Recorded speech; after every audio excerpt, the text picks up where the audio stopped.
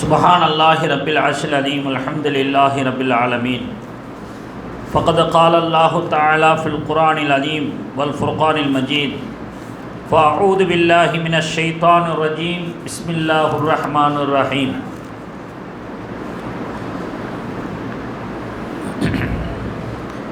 وما منع الناس أن يؤمنوا إذ جاءهم الهدى إلا أن قالوا أبعث الله بشرا رسولا صدق الله العليم قال نبينا رسول الله صلى الله عليه وسلم من صلى صلاتنا واستقبل قبلتنا وأكل ذبيحتنا فذلك المسلم الذي له ذمة الله وذمة رسوله فلا تخفر الله في ذمته أو كما قال عليه الصلاة والسلام. நிறையுடைய வாழ்வழித்து நெடுநிலத்தை காப்பதற்கு மறையளித்த இறைவனுக்கே மாபெரும் புகழனைத்தும் சத்திய தூதராம் நபிகள் நாயகம் ஸல்லல்லாஹு அலைஹி வஸல்லம் அவர்களின் மீதும் அவர்களின் தோளோடு துணை நின்ற சத்திய சஹாபா பெருமக்கள் மீதும் தாபிஈன்கள் தபா தாபிஈன்கள் அவுலியாக்கள் நாதாக்கள் சுஹதாக்கள் நம் போன்ற அனைத்து நல்லடியார்களின் மீதும் ஏக வல்லோனின் சாந்தியும் சமாதானமும் என்றென்றும் நின்று நிலவட்டுமாக. அஸ்ஸலாமு அலைக்கும் வரஹ்மத்துல்லாஹி தஆலா வ பரகாத்துஹு. கண்ணியத்திற்குரிய மஸ்ஜிதே ஹிதாயத் பள்ளியினுடைய நிர்வாக பெருமக்களே, பொறுப்புதாரிகளே, இங்கு வருகை தந்திருக்கக்கூடிய பெரியோர்களே, சகோதரர்களே, சிறார்களே, இது போன்ற ஒரு கட்டமைப்பை ஏற்படுத்தி தந்தமைக்கு அல்லாஹ் உங்களுக்கு சிறந்த நற்கூலியினை தருவானாக. அல்லாஹ்வுடைய ஞாபகத்தை கொண்டு வரக்கூடிய ஒரு மஜ்லிஸை ஏற்பாடு செய்திருக்கிறீர்கள். அதற்கு வேண்டிய ஒத்துழைப்புகளையும் தந்திருக்கிறீர்கள். நிச்சயமாக அல்லாஹ் இதை கண்டு மகிழ்ச்சி அடையக்கூடியவனாக இருக்கிறான். பெண்களுக்கு கல்வி போய் சேர வேண்டும், பெண்களுக்கு மார்க்கம் போய் சேர வேண்டும், பெண்களுக்கான மார்க்க கல்வியை தந்தே ஆக வேண்டும் என்ற ஒரு நன்னோக்கிலே இது போன்ற ஏற்பாடுகள் என்பது இதயத்தை இனிக்க வைக்கக்கூடிய ஒரு நல்ல ஒரு செய்தியாக இருக்கிறது. இது நெடுகிலும் தொடர வல்ல ரஹ்மான் நற்கிருபை செய்வானாக. எனக்கு முன்பாக பேசியவர்கள் சொன்னது போல இது அருமையான ஒரு தலைப்பு, இது தேவையான தலைப்பு. இது அகிலங்களை ஆராய்ந்து அல்லாஹ்வை அறிவது, படைப்பிடங்களை ஆராய்ந்து படைத்தவனை அறிவது. அந்த ஆய்வுத்திறன் இருந்தால் அல்லாஹ்வை அறிந்து வைப்பதிலே எந்த விதமான தடுமாற்றமும் இருக்காது, அதில் எந்த சந்தேகமும் இருக்காது. அல்லாஹ்வும் அதைத்தான் விரும்புகிறான். அவலம் யரவ் இலாமா ஹலக்கல்லாஹு மின் ஷை. அல்லாஹ் சொல்லுகிறான் 16வது அத்தியாயம் 48வது வசனத்தில், அல்லாஹ் படைத்தவற்றில் எந்த ஒன்றையும் நீங்கள் கவனிக்க மாட்டீர்களா, கவனிப்பதில்லையா? பல்ல விரும்புகிறான். எவ்வளோ படைச்சிருக்கிறேன், அதை கொஞ்சம் உற்று பார்த்தீங்களா, நோக்கி பார்த்தீங்களா, சிந்திச்சு பார்த்தீங்களா அப்படின்னா அல்லாஹ்தஆலா படைப்பினங்களை, அகிலங்களை, அகிலத்தில் உள்ளவைகளை ஆய்வு செய்வது, ஆராய்ச்சி செய்வது, அது சம்பந்தமான விஷயங்களை கிரகிப்பதை அல்லாஹ் விரும்புகிறான். அல்லாஹ் விரும்பிய ஒரு தலைப்பு இங்கே தரப்பட்டிருக்கிறது. மாஷா அல்லாஹ். கண்ணியத்துக்குரியவர்களே, நம்முடைய ஈமான் எப்படி இருக்க வேண்டும் என்றால், எந்த அளவுக்கு உறுதியாக இருக்க வேண்டும் என்றால், அதுக்கு தான் இதெல்லாம் தேவை. ஒரு முஃமினை பொறுத்தளவில் ஈமான் பலமாக வேண்டும். மாற்று மதத்தவரை பொறுத்தளவில் அவருக்கு ஹிதாயத்து கிடைக்கணும். அதுக்குத்தான் அறிவியல் ஆராய்ச்சி. பாதியிலே நின்றக்கூடாது. வெறும் ஆராய்ச்சி பண்ணுறதோட நிற்கிறதில்ல, அதுக்கடுத்து அல்லாஹ்வை அறிகிறது. அதுதான் நம்ம மெயினான விஷயம். இப்போது நம்மளுக்கு அந்த ஆய்வு திறன் இருந்துச்சுன்னு சொன்னால் எந்த அளவுக்கு அல்லாஹ்வை அறிகிறதுல நம்ம தெளிவு பெற்று விடுவோம் என்றால், தடுமாற்றம் இல்லாமல் ஆகிவிடுவோம் என்றால், 1 1 2 அப்படிங்கிறதுல யாருக்காவது டவுட் இருக்குமா? ஒரு மனிதனையும் ஒரு மிருகத்தையும் வைக்கிறோம், எது மனிதன் எது மிருகம் அப்படின்னு கேட்டால் யோசிச்சு சொல்கிறேன் அப்படின்னு யாராவது சொல்லுவாங்களா? நல்ல முகம் தெரிஞ்சவர், பரிச்சயமானவர், நல்ல தெரிஞ்சவர், அவரை முன்னாடி நிப்பாட்டி வச்சுட்டு இவர் யாருன்னு கேட்டால் அப்படி யோசிச்சாலே அவர் மனசு கஷ்டப்படுவார். அதே போல் ஒரு மரம் இருக்குது, அதனுடைய கிளைகள் நல்லா வியாபித்து இருக்கிறது, ஸ்ட்ராங்காக இருக்குது. அப்போ நம்ம என்ன நினைப்போம், வேறு அந்தளவுக்கு ஸ்ட்ராங்காக இருக்கு இருக்குது, அதனால தான் மரம் இவ்வளோ விசாலமாக இருக்குது, கிளைகள்லாம் நல்லா படர்ந்து விரிந்து இருக்குது, தானாக தெரிய வரும். அல்லாஹ் கூட ஈமானுக்கு, உறுதியான ஈமானுக்கு ஒரு மரத்தை தான் உதாரணம் காட்டுறான். அஸ்லுஹா சாபித்தும் ஃபரஹா ஃபிஸ்ஸமா. அந்தளவுக்கு நமக்கு தெளிவு வரும். படைப்பினங்களை பற்றிய ஆராய்ச்சியிலே நாம் ஈடுபடுவோமேயானால், ஆராய்ச்சியாளர்கள் தந்த தகவல்களை நாம் சிந்தித்து பார்ப்போமேயானால் நம்முடைய ஈமான் அந்தளவுக்கு பக்காவாகும். அல்லாஹ்வின் மீதான பாசம் வரும், பயம் வரும். அதற்குத்தான் அல்லாஹ் சொல்கிறான், நான் எவ்வளவோ படைச்சிருக்கனே, அவலம் இரவு இலாமா ஹலக்கல்லாஹு அவலம் இரவு இலாமா ஹலக்கல்லாஹு மின் ஷைஇன் என்று அல்லாஹ் சொல்கிறான். தலைப்பை பற்றிய ஒரு சிறு விளக்கம் இன்னும் கொஞ்சம் கொடுத்துட்டு நான் உள்ளே போகிறேன், தலைப்புக்குள்ளே போகிறேன். ஒவ்வொரு காலத்திலையும் நபிமார்களுடைய காலத்தில் அல்லாஹ் தஆலா இறை தூதர்களுக்கு அற்புதத்தை கொடுத்தான், எல்லாருக்கும் கொடுத்தான். அற்புதத்தை கொடுக்க வேண்டிய ஒரு தேவை ஏற்பட்டுச்சு. என்ன தேவை அப்படின்னா, 17வது அத்தியாயம் 94வது வசனம் அல்லாஹ் சொல்லி காட்டுகிறான். மக்களுடைய மனோநிலை எப்படி இருந்துச்சு அப்படிங்கிறத இந்த வசனத்தில் அல்லாஹ் சொல்லி காட்டுகிறான். மக்கள் என்ன சொன்னாங்க அப்படின்னா, வமா மனஅன்னாஸா யுமினு இதுஜா அஹுமுல் ஹுதா, நேர்வழி அவர்களிடத்திலே வரும் பொழுது, இல்லா அன்காலு அபஅஸல்லாஹு பஷரர் ரசூலா, என்ன இறை தூதராக அல்லாஹ் ஒரு மனுஷனை போய் அனுப்பிச்சு வச்சிருக்கிறான் என்பதாக அவர்கள் கேட்டார்கள். அப்படி அந்த கேட்டது தான் அவர்கள் ஹிதாயத்து பெறுவதற்கு தடையாக இருந்தது. அவர்கள் அப்படி சிந்திப்பது தான் அவர்கள் ஈமான் கொள்வதற்கு தடையாக இருக்கிறது. என்னங்க ஒரு மனிதரை போய் இறை தூதராக அல்லாஹ் அனுப்புவானா அப்படின்னு கேட்டாங்க. ஒரு மனிதனால் நியமிக்கப்பட்ட ஒருத்தர், ஒரு மனிதனால் ஒரு தூதர் நியமிக்கப்படுறாருன்னா அவர் மனிதராக இருக்கலாம். இறைவனால் ஒருத்தர் தூதராக நியமிக்கப்படுறாருன்னா அவர் எப்படி மனிதராக இருக்க முடியும்? மனிதராக இருக்கக்கூடாது அப்படிங்கிற மாதிரியான ஒரு சிந்தனை அவர்களுக்கு இருந்துச்சு. அதுவும் ஒரு வகையில் நல்லது தான், அவங்க அந்த மாதிரி சிந்திச்சதில்ல. ஏன்னா சராசரியாக இருந்துட்டா அப்புறம் நிறைய பேர் நானும் இறை தூதர் தான் சொல்லுவாங்க. கொஞ்சம் வேறுபடுத்தி காட்டுற மாதிரி ஏதோ ஒரு விஷயம் அவங்களுக்கு ஒரு தேட்டம் வருது. நீங்கள் எல்லாரையும் போல் ஒரு ஆளாக இருந்துக்கிட்டு எப்படிங்க இறை தூதர்னு சொன்னால் எப்படிங்க? அப்போது அவர்களுடைய சிந்தனையில் ஒரு நியாயம் இருந்ததை அல்லாஹ் விளங்கி கொண்டான். ஒரு நியாயமான ஒரு எதிர்பார்ப்பு அவங்களுக்கு இருக்குது. அப்போது மற்றவர்களை விட வேறுபடுத்தி காட்டக்கூடிய ஏதாவது ஒரு விஷயத்தை செய்வோம், செய்ததுக்கு பிறகு அவங்களுக்கு ஹிதாயத்து கிடைக்கலாம், அவங்க விளங்கலாம் அப்படின்னு சொல்லி அவர்களுடைய விருப்பத்தை எல்லாம் அங்கீகரித்தான், பரிசீலித்து அற்புதங்களை கொடுத்தான். இப்போ அற்புதத்தை கொடுத்ததுக்கு பிறகு, அற்புதத்துக்கு பேர் என்ன? முஅஜிஸா. வேறு யாரும் அதை செய்ய முடியாது. இறைவன் தரப்பிலிருந்து சக்தி கொடுக்கப்பட்டவர்கள் மட்டுமே செய்யக்கூடிய அற்புதத்துக்கு தான் முஅஜிஸான்னு சொல்லுவாங்க.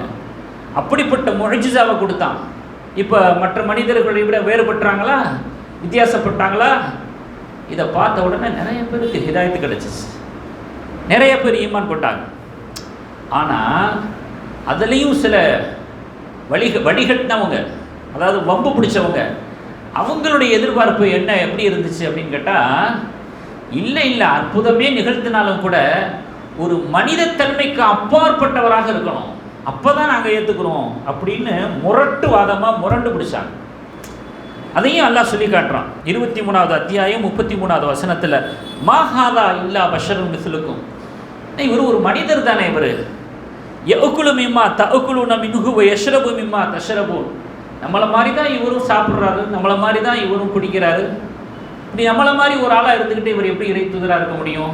மனைவி இருக்குது, குடும்பம் இருக்குது, பிள்ளை இருக்குது, எல்லாமே எப்படி இருக்குது, இதுக்கெல்லாம் அப்பாற்பட்டவராக இருக்கணும், அப்போ தான் நாங்கள் ஏற்றுக்குருவோம் அப்படின்னு சொல்லும் பொழுது அல்லாஹ் தஆலா சொன்னா, மனிதத்தன்மைக்கெல்லாம் அப்பாற்பட்டவர் ஒருத்தர் இறக்கணும்னா நீ எனக்கு கட்டளை போட முடியாது. வேறுபடுத்தி காட்ட வேண்டிய தேவை இருக்குது, அதை வேறுபடுத்தி காட்டுறதுக்கு நான் அற்புதத்தை கொடுத்தேன். மனிதத்தன்மையே இருக்கக்கூடாதுன்னு நீ யார் எனக்கு ஆர்டர் போடுறது? அப்படியெல்லாம் நீ ஒன்றும் வர வேண்டிய அவசியம் இல்லை. அல்லாஹ் சொல்கிறான் 64வது அத்தியாயம் 4வது வசனத்தில், அபஷரும் யஹுதூனனா, ஒரு மனிதர் எங்களுக்கு வழிகாட்டுவதா, எங்களுடைய வாழ்க்கைக்கு ஒரு வழிகாட்டி ஒரு மனிதராக இருப்பதா என்று சொல்லி ஃபகஃபரு வதவல்லவ், நிராகரித்தார்கள், புறக்கணித்தார்கள். வஸ்தகனல்லாஹ், அல்லாஹ்வும் அவர்களை புறக்கணித்து விட்டான்.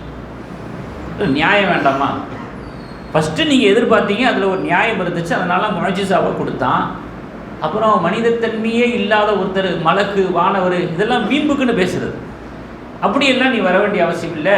நீ புறக்கணிச்சியன்னா உடனே நான் புறக்கணிச்சிட்டேன். வல்லாஹு கனியுன் ஹமீத், அல்லாஹ் புகழுக்குரியவன், எந்த தேவையும் மற்றவன் அப்படின்னு சொல்லி அல்லாஹ் தஆலா சொல்லிட்டான். இப்போ எதுக்கு நான் இதை சொல்ல வந்தேன் அப்படின்னா, அந்த காலத்தில் அற்புதம் தேவைப்பட்டது. அவங்க ஹிதாயத்து பெறுவதற்கு அற்புதம் தேவைப்பட்டது. அல்லாஹ்வை அறிந்து கொள்வதற்கு, அல்லாஹ்வை ஏற்றுக்கொள்வதற்கு அற்புதம் தேவைப்பட்டது. இப்போ நம்ம அற்புதத்துக்கு இங்கே போகிறது. பெருமானார் ஸல்லல்லாஹு அலைஹி வஸல்லம் அவர்கள் இருக்கிறாங்களா? அவங்க இருந்தாங்க, பல அற்புதங்களை செஞ்சு காமிச்சாங்க. இப்போ நம்ம அற்புதங்களுக்கு எங்கே போகிறது? இப்போ உள்ளவங்களுக்கு இது இறைவனுடைய வாக்கு தான், இறைவன் இருக்கிறான் தான், இவங்க இறை தூதர் தான் அப்படிங்கிறதையெல்லாம் நம்புறதுக்கு, ஏற்றுக்கொள்றதுக்கு அத்தாட்சியாக ஆதாரமாக கொண்டு வரணும். அதுக்கு அற்புதத்துக்கு நம்ம எங்கே போவோம்? இப்போ அற்புதம் எது தெரியுமா? அறிவியல் தான் அற்புதம். அல்லாஹ் குர்ஆனை கொடுத்துருக்கிறான் பார்த்தீங்களா, அதுதான் அற்புதம். பெருமானார் ஸல்லல்லாஹு அலைஹி வஸல்லம் அவர்கள் சொல்கிறாங்க, ஒவ்வொரு நபிக்கும் அற்புதம் கொடுக்கப்பட்டுச்சு. எனக்கு கொடுக்கப்பட்ட அற்புதம் வஹி, எனக்கு கொடுக்கப்பட்ட அற்புதம் குர்ஆன். இது காலத்துக்கு இருக்கக்கூடிய அற்புதம் என்று பெருமானார் ஸல்லல்லாஹு அலைஹி வஸல்லம் அவர்கள் சொன்ன செய்தி புகாரிலே பதிவு செய்யப்பட்டிருக்கிறது. நபியினுடைய காலத்திலேயே நாத்திகர்கள் இருந்திருக்கிறாங்க.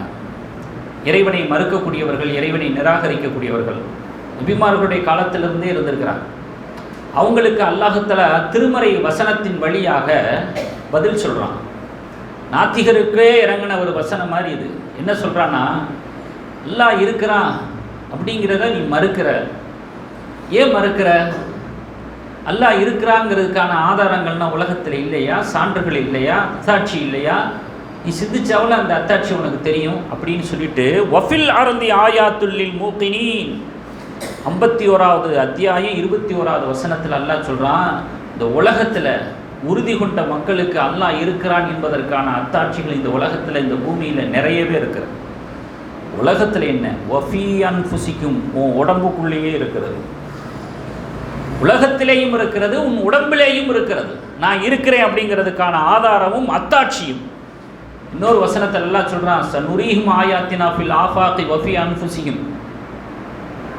கியாமத்து வரைக்கும் நம்ம அத்தாட்சியை இன்னும் புதுசு புதுசாக காட்டிக்கிட்டே இருப்போம் வேறன்னு சொல்கிறான். சனுரீஹிம், இன்னும் நிறைய தெரிய வரும். வசனங்கள் அப்படியே தான் இருக்கும். 6266 கூடிடாது, அது அப்படியே தான் இருக்கும். ஆனால் அது சம்பந்தமான விளக்கங்களும் விவரங்களும் இனி வரக்கூடிய காலத்தில் நம்ம கொடுத்து கொண்டே இருப்போம். அத்தாட்சிகள் உங்களுடைய கவனத்துக்கு வந்து கொண்டே இருக்கும். அதையும் அல்லாஹ் தஆலா திருமறையில் சொல்லி காட்டுகிறான். அப்போ உலகத்தில் நிறைய அத்தாட்சிகள் இருக்குதுன்னு அல்லாஹ் சொல்கிறானே, அது என்ன அத்தாட்சிங்கிறத நம்ம கொண்டு வந்து சிந்திக்கணும்ல. இப்போ என்ன சொல்கிறாங்கன்னா, இறைவனை மறுக்கக்கூடியவர்கள் எல்லாமே இயற்கைங்கிற ஒற்றை வார்த்தைக்குள்ளே எல்லாத்தையும் அடைக்கிறாங்க. தெரியாதுங்கிறதுக்கு பதில் இயற்கைன்னு சொல்லிடுறாங்க இல்லையா? இப்போ நம்ம என்ன கேட்குறோம் அப்படின்னா, செயற்கையான ஒவ்வொரு பொருளையும் யார் செஞ்சதுன்னு கேட்டால் மனிதனை சொல்லுவாங்க. செயற்கையான பொருள், ஒரு குண்டூசியாக இருந்தால் கூட இந்த குண்டூசிக்கு பின்னாடி ஒரு நபர் இருப்பார். தானாக இந்த குண்டூசி உருவானதுன்னு எவனா சொல்லுவானா? சொன்னாலும் நம்ம ஏற்றுக்குருவோமா? போட்டிருக்கிற இந்த சட்டை இது எப்படி வந்துச்சு அப்படின்னு கேட்டால், திடீர்னு பஞ்சு வந்துச்சுங்க, அது நூலாக திரிக்கப்பட்டுச்சுங்க, அதுக்கு பிறகு அது துண்டு துண்டாக ஆச்சுங்க, அதுக்கு பிறகு துணியாச்சு, துண்டு துண்டாச்சு, மறுபடியும் அங்கே இங்கேயுமா ஒட்டிக்கிட்டு சட்டைங்கிற உருவம் ஏற்பட்டுருச்சு அப்படின்னு இதெல்லாம் தானாக உருவாச்சுன்னு சொன்னால் யாராவது நம்புவாங்களா? ஒரு சட்டையை, ஒரு குண்டூசியை, செயற்கையாக உள்ள ஒவ்வொரு பொருளையும் எடுத்து காட்டும் போது இதுக்கு பின்னாடி மனிதன் இருக்கிறான்னு சொல்லும் பொழுது, அற்ப பொருளுக்கே அதுக்கு பின்னால் ஒருத்தன் இருக்கிறான்னு சொல்லும் பொழுது, அண்ட சராசரங்களுக்கு பின்னால் அல்லாஹ் இல்லைன்னு சொல்கிறதுக்கு எப்படி மனசு வரும்? எப்படி வாய் வரும்? அதுக்குத்தான் அல்லாஹ் சொல்கிறான், உலகத்தில் என்னப்பா உனக்கு ஒரு நியாயம் எனக்கு ஒரு நியாயமா? அது நீ தயாரித்தது, நீ உருவாக்குனதுக்கு மட்டும் நான் காரணங்கிறேன். நான் உருவாக்குனது, நான் படைச்சதுக்கு அப்புறம் நான் காரணம் இல்லையா? இது என்ன லாஜிக் இது என்ன நியாயம் இது? அதனால தான் அல்லாஹ் சொல்கிறான், உலகத்திலேயே அதற்கான அத்தாட்சி இருக்கிறது. அதே போல் நிறைய அத்தாட்சிகள். கடல் மட்டம் உயர்கிறது அப்படின்னு சொல்லிட்டு வர்றாங்க விஞ்ஞானிகள். அதையும் உலகத்தில்னா எல்லாத்தையும் நம்ம இந்த ஒரு மணி நேரத்தில் சொல்லிட முடியாது. ஒரு சில விஷயங்களை மட்டும் நம்ம கவனத்துக்கு கொண்டு வருவோம். கடல் மட்டம் உயர்கிறது அப்படின்னு சொல்லி 36 நாடுகளை சேர்ந்த 100 விஞ்ஞானிகள் ஆய்வு செஞ்சு உறுதி செஞ்சு அறிக்கையை தாக்கல் செய்கிறாங்க. கடல் மட்டம் உயர்கிறது. புவி வெப்பமயமாகுதல் ஆகிய காரணத்தினால பனிப்பாறைகள் எல்லாம் உருகி கடலில் கலந்து அதனுடைய மட்டம் உயர்ந்து கொண்டே இருக்கிறது என்பதாக அறிக்கையை கொண்டு வந்து கொடுக்குறாங்க. உலகத்தினுடைய பார்வைக்கு கவனத்துக்கு கொண்டு வந்து கொடுக்குறாங்க. அதுலேயும் நாசா விஞ்ஞானிகள் கொஞ்சம் கூடுதலாகவே என்ன சொல்கிறாங்கன்னா, புவி மட்டும் வெப்பமயமாகலை, கடல் கூட வெப்பமயமாகுது. அப்படி இருக்கும்போது இன்னும் அதிகமாகவே அந்த பனிப்பாறைகள் உருகிறதுங்கிறது இன்னும் அதிகமாகுது, கடல் மட்ட உயர்வுங்கிறது இன்னும் அதிகமாகுது. அப்படிங்கிறதுக்கு ஒரு ஆதாரம் என்ன சொல்கிறாருன்னா, கடந்த 100 ஆண்டுகளுக்கு முன்பாக இருந்த கடல் மட்ட உயர்வை விட 2 மடங்கு அதிகமாக இருக்குது. இன்னும் கொஞ்சம் கூட நமக்கு ஒரு ஒரு ஒரு அச்சத்தை ஏற்படுத்துறதுக்காக சொல்கிறாங்களா என்னன்னு தெரியல. நகரங்களையே சொல்லி சொல்கிறாங்க. அதில் சென்னை, மும்பை, கொல்கத்தா இவைகளெல்லாம் கடல் ஆக்கிரமிப்புக்கு ஆளாகுவதற்கு சாத்தியக்கூறுகள் இருக்கிறது என்பதாக புள்ளி விவரங்களில் அதையும் கொண்டு வருகிறார். இதெல்லாம் கண்டுபிடிச்சு சொல்லப்பட்டதுங்க, ஆய்வு செஞ்சு சொல்லப்பட்டது, ஆராய்ச்சி செய்து சொல்லப்பட்டது. இதுக்கு எத்தனை மெனக்கெடுப்பு எடுத்திருப்பாங்க, எவ்வளோ சிரத்தை எடுத்திருப்பாங்க, எத்தனை வருடங்கள் எடுத்திருப்பாங்க, எத்தனை செலவுகள் எடுத்திருப்பாங்க. இது எல்லாம் எதுவுமே இல்லாமல் இந்த தகவலை யாராவது சொல்ல முடியுமா? அதுக்குன்னு எந்த முயற்சி, சிரத்தை, அது இதெல்லாம் எதுவுமே எடுக்காமல் ஈஸியாக அப்படி இருக்குது அப்படின்னு சொல்லிட முடியுமா? அல்லாஹ் சொல்கிறான், கடலுடைய ஆக்கிரமிப்பு கொஞ்சம் கொஞ்சமாக அது ஆகிக்கொண்டே இருக்கிறது. நில அபகரிப்பு செய்கிறது கடல். 14வது அத்தியாயம் 41வது வசனம், அவலம் யரவு அண்ணா நஅத்தில் அருந்த நன்குசுஹா மின் அத்ராஃபிஹா, பூமியினுடைய ஓரங்களை சிறிது சிறிதாக கொஞ்சம் கொஞ்சமாக நாம் குறைத்து கொண்டே வருகிறோம் என்பதை அவர்கள் கவனிக்கவில்லையா? அப்படிங்க சொல்ல முடியும். இறைவனுடைய வாக்குதான் இது என்பதற்கு இதை விட வேறு என்ன வேணும்? நீங்கள் எல்லாம் இதுக்காக வேண்டி எவ்வளவோ முயற்சி பண்ணியிருப்பீங்கல்ல, எல்லாம் செஞ்சுருப்பீங்களா, இதெல்லாம் எதுவுமே செய்யாமல் இந்த தகவலை உங்களால் சொல்ல முடியுமா? உங்களால் இதை தகவலை தர முடியுமா?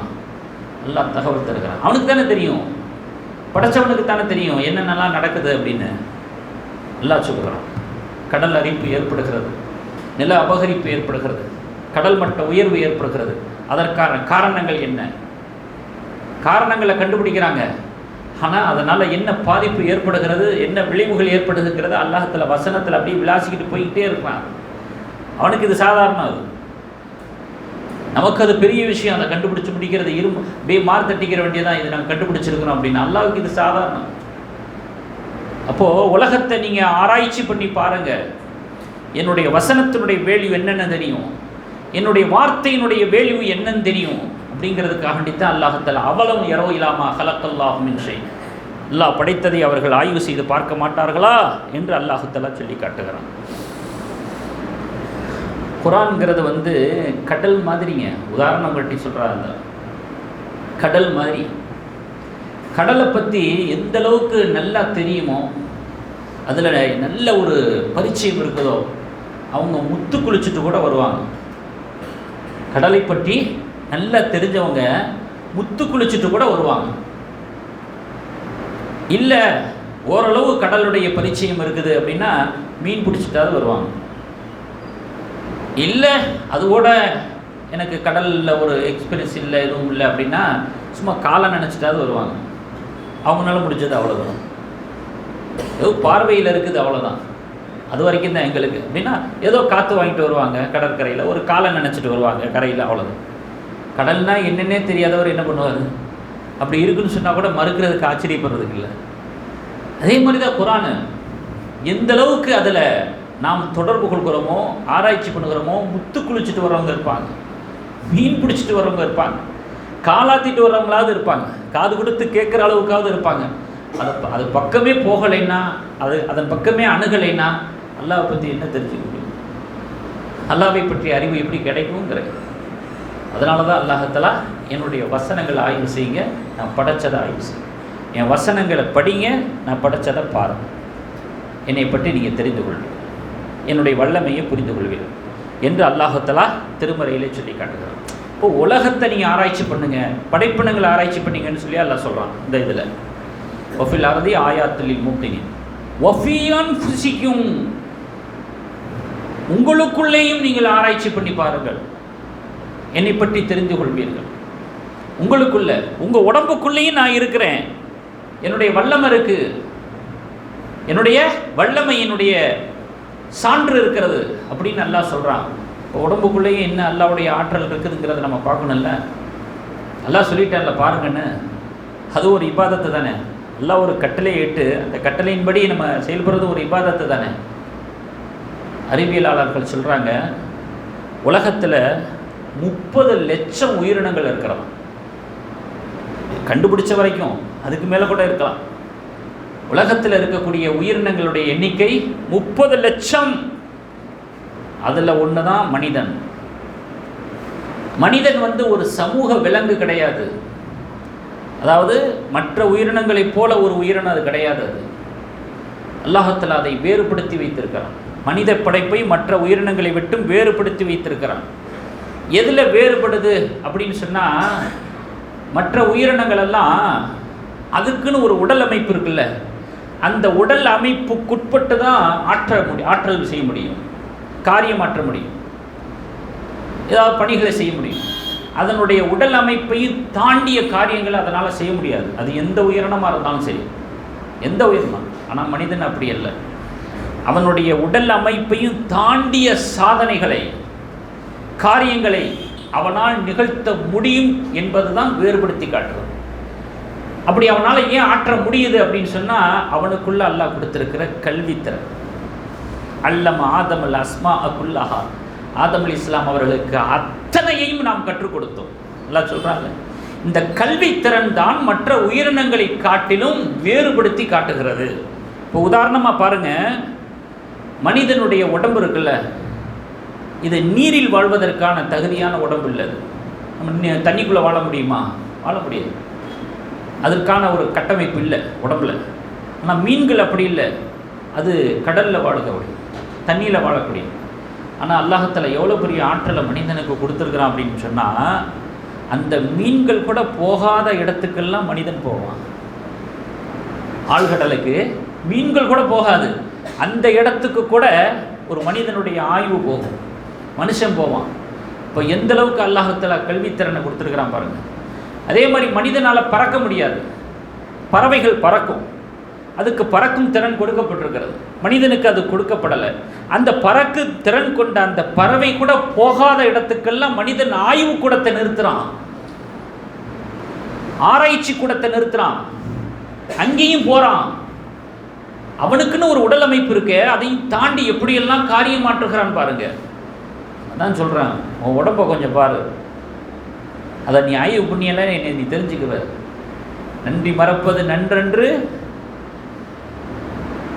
நன்றல்ல தன்றே மறப்பது நன்று. அது மாதிரி அல்லாஹ்வுக்கு நன்றி செலுத்தக்கூடிய உள்ளங்கள் இதெல்லாம் பரிசீலிக்கும், கவனத்தில் கொள்ளும். அடுத்து 3வது உதாரணம் பாருங்க. முதலாவது என்ன சொன்னேன் உதாரணம்?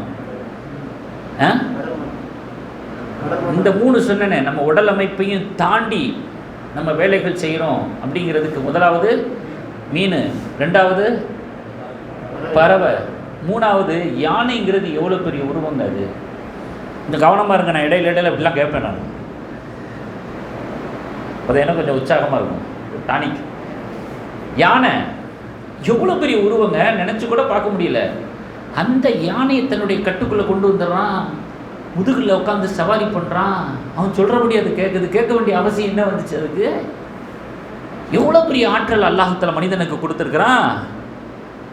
அப்போது உடம்புக்குள்ள ஆய்வு செய்யுங்க அப்படிங்கும்போது அல்லாஹ் நமக்கு எவ்வளோ பெரிய ஒரு ஆற்றலை கொடுத்துருக்கிறான்ங்கிறதுக்கான அல்லாஹ்வுடைய வல்லமைக்கான ஆதாரங்கள் இருக்கிறதை நாம் அறிவோம். ஒவ்வொன்று ஆராய்ச்சியினுடைய முடிவுலையும் அல்லாஹ் நம்முடைய சிந்தனைக்கு வர வேண்டும். அதுதான் நம்முடைய நோக்கம். அதுக்குத்தான் ஆராய்ச்சி பண்ண சொல்கிறோம்.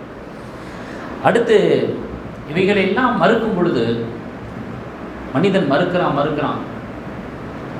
மனிதன் மறுக்கிறான், எல்லாத்தையும் மறுத்துறான், எல்லாவற்றையும் மறுக்கிறான், மறுமையை மறுக்கிறான். மனிதனுக்கு ஆற்றல் அதிகமாகி கொண்டே போகும் பொழுதெல்லாம் அவனுக்கு மற்றவைகளெல்லாம் அடிமையாகி கொண்டே போகுது. இந்த அளவுக்கு அவனுடைய ஆற்றல் அதிகமாகிட்டே போகுது. அதுக்கு தான் இந்த யானையெல்லாம் சொன்னேன். ஆற்றல் அதிகமாக அதிகமாக அவனுக்கு அடிமையாகக்கூடிய உயிரினங்கள் அதிகமாகிக்கிட்டே போகுது.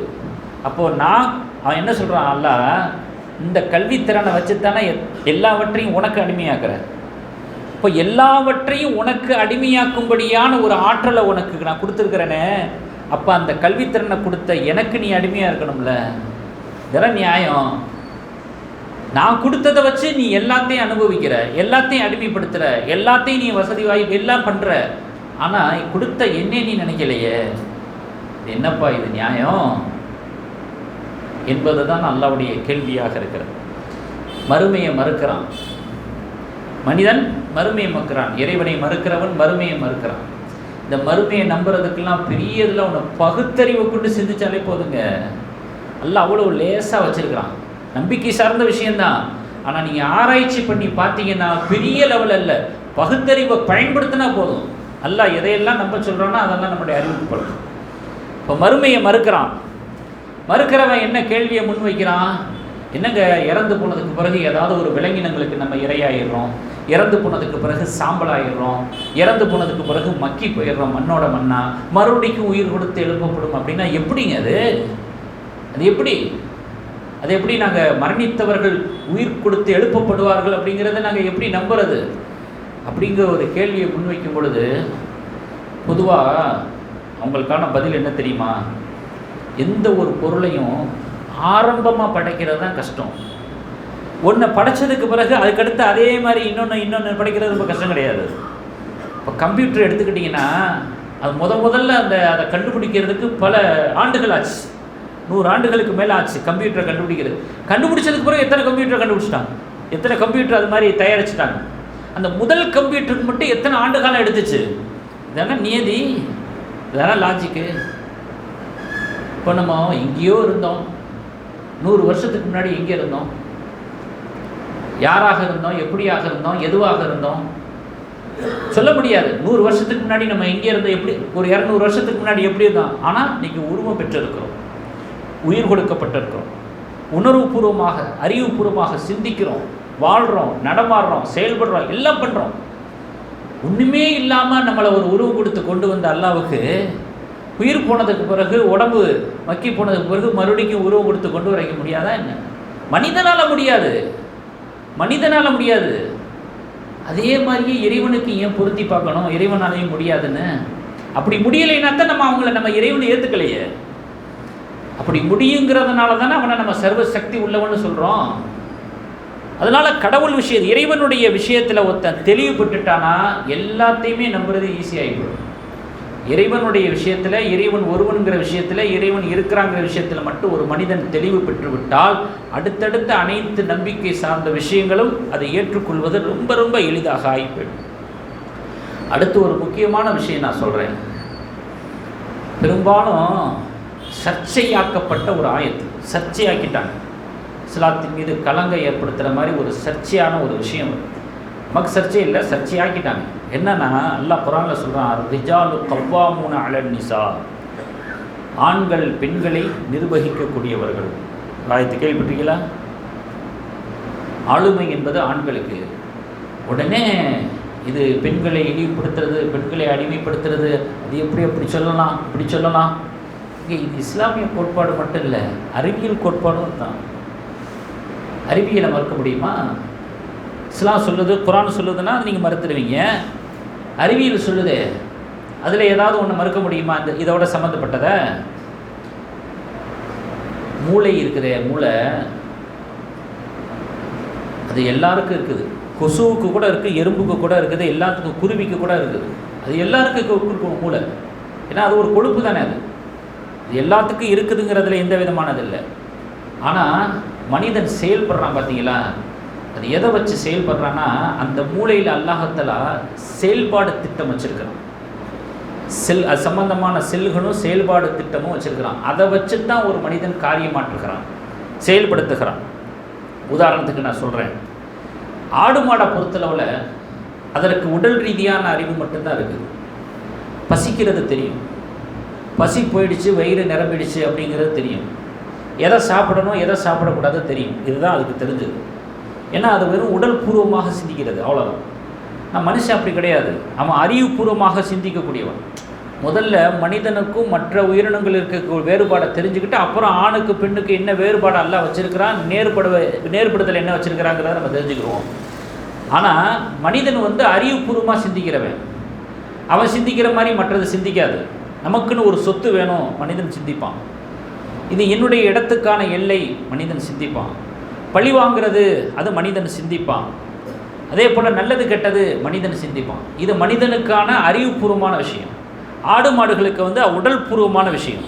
இப்படி ஒரு வேறுபாடு இருக்குது. உதாரணமாக வேப்ப இலை கசக்கும், நம்ம சாப்பிடுவோமா? ஆனால் ஆடு மாடு சாப்பிடுது. அப்போது அதனுடைய மூளையில் அது கசப்பு, அதை சாப்பிடக்கூடாது அப்படிங்கிற செயல் திட்டம் அதில் இல்லை. மனிதனுடைய மூளையில் இருக்குது, அது கசக்கும், அது சாப்பிடக்கூடாது, அது நமக்கான ஆகாரம் இல்லை. இப்போ அதுக்கும் மூளை இருக்குது, நமக்கு மூளை இருக்குது. அந்த மூளையில் இருக்கக்கூடிய செயல் திட்டத்துக்கு தகுந்த மாதிரி தான் செயல்கள் இருக்கிறது. அப்படி எல்லாம் ஏற்பாடு பண்ணி வச்சுருக்கிறாங்க. அதனால தான் அந்த கசப்பான இலையை அது சாப்பிடுது. இதே மாதிரி பார்த்திங்கன்னா ஆணும் பெண்ணும் சமந்தானே, அது எப்படி பெண்ணை ஆண் நிர்வகிக்கக்கூடியவர்களை எப்படி குர்ஆனில் சொல்லலாம்? இது பெண் மாதர் குலத்தை கொத்தடிமையாக்குற மாதிரி இருக்குன்னு அப்படியே அடிச்சு விடுவாங்க அவங்க பாட்டுக்கு. ஆனால் அந்த மூளையில் இருக்கக்கூடிய செயல்பாட்டு திட்டம் சொன்னேன் பார்த்தீங்களா, ஆணும் பெண்ணும் சமமாக இருந்தால் அந்த செயல்பாட்டு திட்டமும் சமமாக இருக்கணும். செயல்பாடு திட்டம்னு ஒன்று இருக்குது, அதை கொண்டு தான் செய்கை ஆட்டுறாங்க. நம்மளா சொல்கிறது, அறிவியலாளர்கள் தானே சொல்கிறாங்க, ஆராய்ச்சியாளர்கள் சொன்னாங்க. ரெண்டு மூளையில் இருக்கக்கூடிய செயல்பாடு திட்டமும் ஒரே மாதிரியாக இருக்க வேண்டும். ஆணும் பெண்ணும் சமமாக இருந்தால்.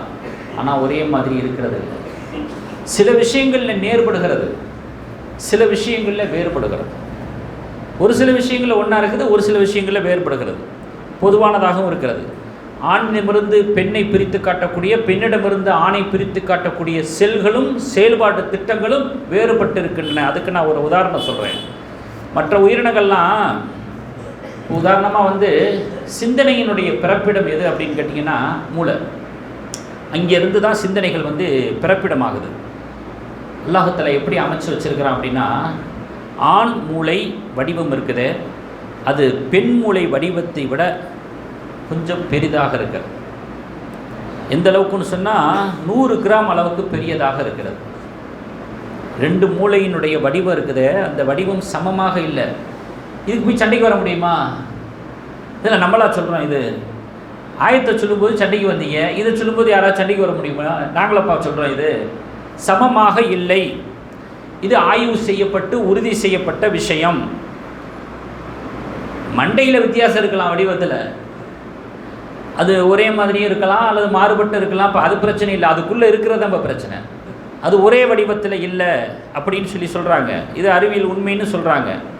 இந்த மூளையில் அல்லாஹ்தஆலா எப்படி ஒரு கட்டமைப்பை வச்சுருக்கிறான் அப்படின்னா, அது பகுதி வாரியாக செயல்படுதான். மூளையில் ஒவ்வொரு பகுதியும் ஒவ்வொன்றையும் செய்யுது. மூளையில் இந்த பகுதி இந்த காரியத்தை செய்யுது, அந்த பகுதி அந்த காரியம், இப்படி எல்லாம் பிரித்து வச்சுருக்கிறாங்க. எவ்வளோ பெரிய விஷயம் அது. பகுதி வாரியான செயல்பாடு திட்டம் மூளையிலே இருக்கிறது. புள்ளி விவரமாக சொல்லுகிறார்கள். வலதுபுறம் நினைவாற்றலோடு, மூளையினுடைய வலதுபுறம் நினைவாற்றலோடு சம்பந்தப்பட்டது, மூளையினுடைய இடதுபுறம் சிந்தனையோடு சம்பந்தப்பட்டது, மூளையினுடைய வலது முன்புறம் பழைய விஷயங்களை நினச்சி பார்க்கறது, வரலாற்று விஷயங்களை நினைவில் வச்சுக்கிறது, இந்த மாதிரியான விஷயங்களை சிந்திக்கக்கூடிய செல்களும் ஆற்றல்களும் அதுக்கு இருக்கிறது.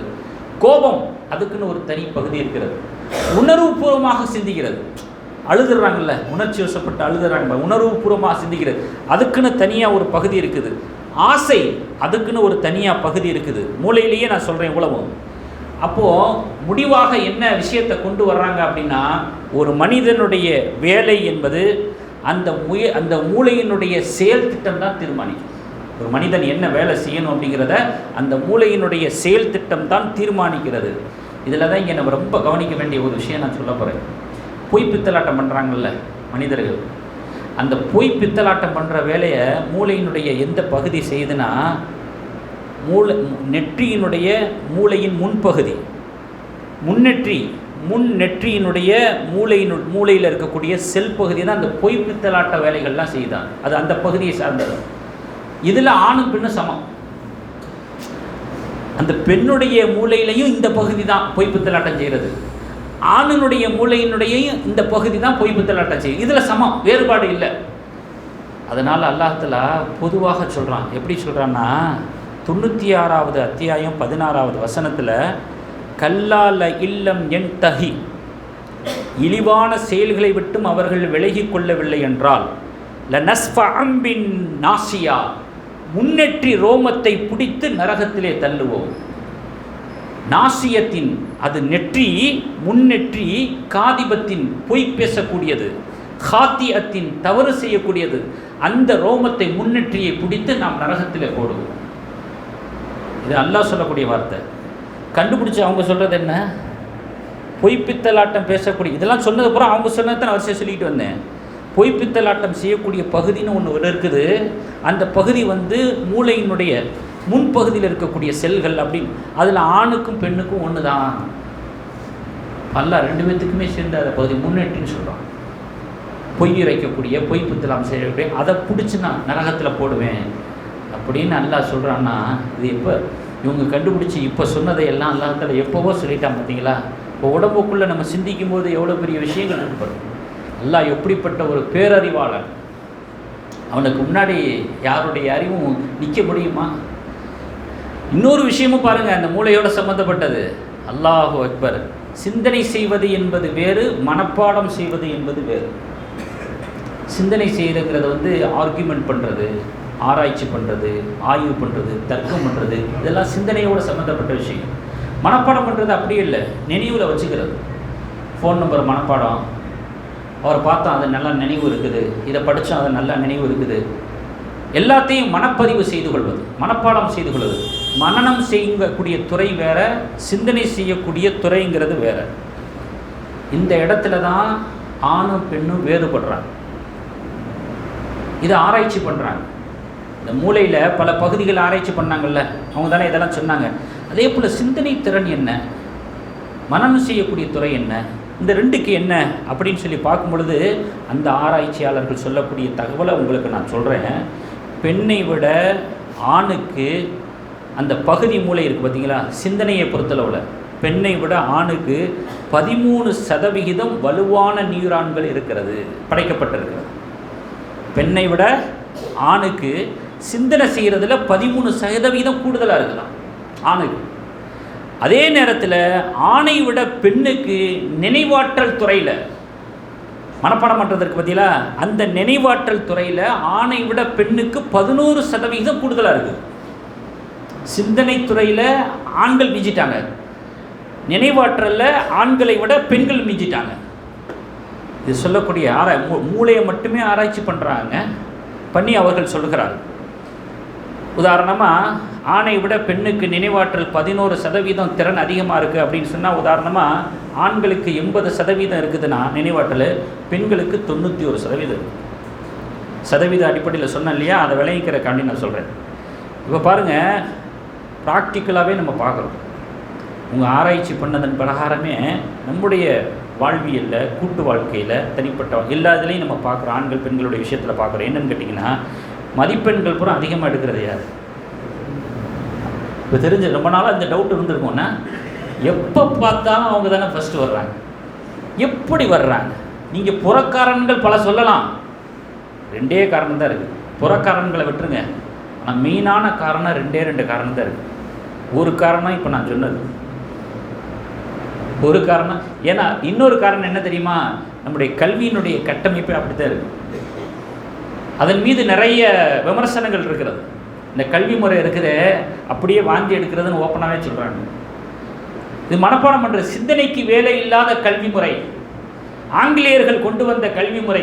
இதில் ஆராய்ச்சிக்கு எங்கே வேலை இருக்குது, இங்கே ஆய்வுக்கு என்ன வேலை இருக்குது, சிந்தனைகளுக்கு என்ன வேலை இருக்குது.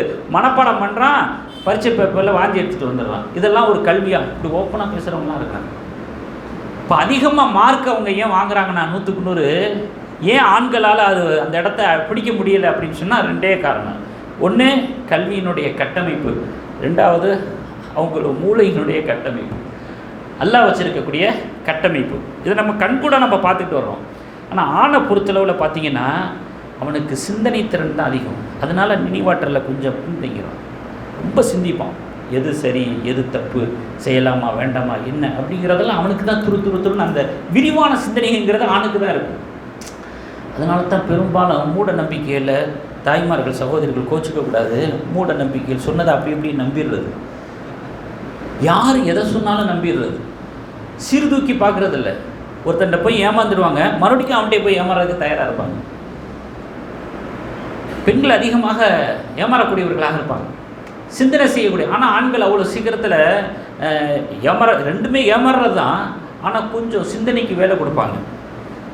அதனால தான் பார்த்தீங்கன்னா இன்னொரு விஷயம், ஆலிமாகிறதுக்கு முன்னாடியே ஹாஃபீஸ் ஆகிடுவாங்க. ஃபஸ்ட்டு ஹாஃபீஸ் ஆகிட்டு அப்புறம் தான் ஆலிம் ஆகுவாங்க. ஏன் தெரியுங்களா? ஆலிம் ஆகிட்டார்னு வச்சுங்களேன், ஒரு ஆயத்தை ஓதும்போதே அதனுடைய அர்த்தம் ஞாபகத்துக்கு வரும், விளக்கங்கள் ஞாபகத்துக்கு வரும், அதை பற்றி விவரங்கள் பூரா கிராமர் முதற்கொண்டு எல்லாம் ஞாபகத்துக்கு வந்துடும். மனப்பாடம் பண்ணுறதுல கொஞ்சம் கஷ்டமாயிடும். ஆனால் பால் மனசாக இருப்பார் அந்த சின்ன வயசில். எதுவுமே சிந்தனைக்கு வேலை கொடுக்குற மாதிரியான அதிகமான ஒரு தொடர்புகள் இருக்காது. 15 வயசு 14 வயசு 12 வயசு அப்படியே மனப்பாடம் பண்ணும்போது அப்படியே ஃப்ரெஷ்ஷாக ஈஸியாகிடும். 2 வருஷத்தில் 3 வருஷத்தில் குரானை அப்படியே முழுசாக மனப்பாடம் பண்ணுறது ரொம்ப ஈஸியாக போயிடும். அதனால தான் சின்னஞ்சிறு வயசுலேயே ஆஃபீஸ் ஆக்கிடுறாங்க.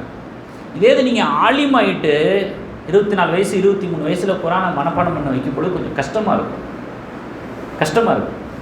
அதனால் எந்த ஒரு விஷயத்தையும் உடனே சிந்தனை அப்படியே தட்டி விடும். இது ஆணுக்கு இருக்கக்கூடிய ஒரு தனித்தன்மை. அது நான் பெண்ணுக்கு அப்படி இல்லை. பெண்ணுக்கு நினைவாற்றல், அதை மிஞ்ச முடியாது.